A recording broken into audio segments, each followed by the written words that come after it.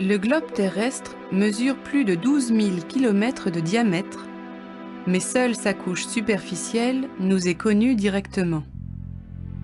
En effet, jusqu'à présent, aucun forage n'a pénétré le sol au-delà de 15 km de profondeur.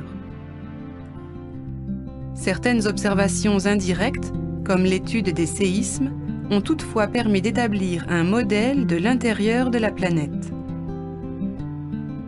La couche superficielle de la Terre, constituée de roches solides, s'appelle la croûte terrestre. On distingue la croûte continentale, principalement granitique, de la croûte océanique, basaltique et plus lourde. Épaisse de 10 à 70 km, la croûte est très mince à l'échelle de la Terre.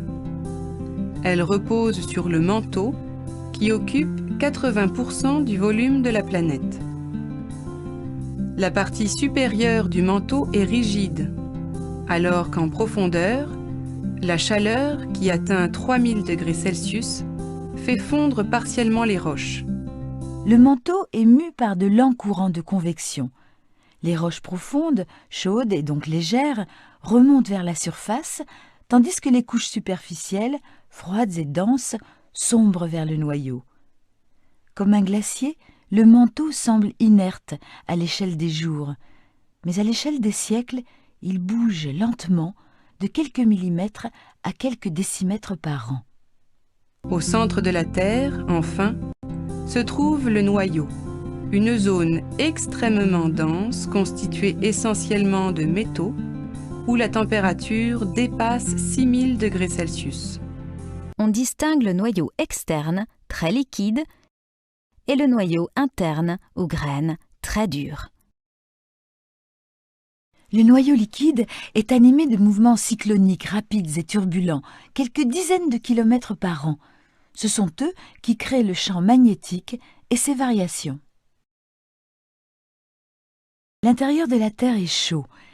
Cette chaleur provient des origines de la Terre et de la radioactivité de l'uranium, du thorium et du potassium.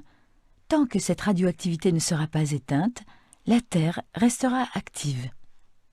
Une partie de cette chaleur, transportée par les lents mouvements de la matière en fusion, remonte vers la surface et réchauffe la croûte terrestre.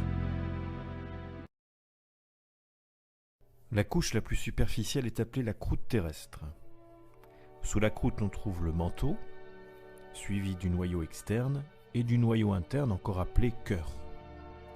Lorsqu'on regarde cette coupe détaillée du globe, on observe une couche supplémentaire, la lithosphère. Celle-ci est en fait constituée de la croûte et de la partie supérieure du manteau supérieur. On peut ainsi décrire la structure interne du globe de la manière suivante. Les couches les plus superficielles sont la croûte continentale et la croûte océanique. Associées à la partie supérieure du manteau, elles forment la lithosphère.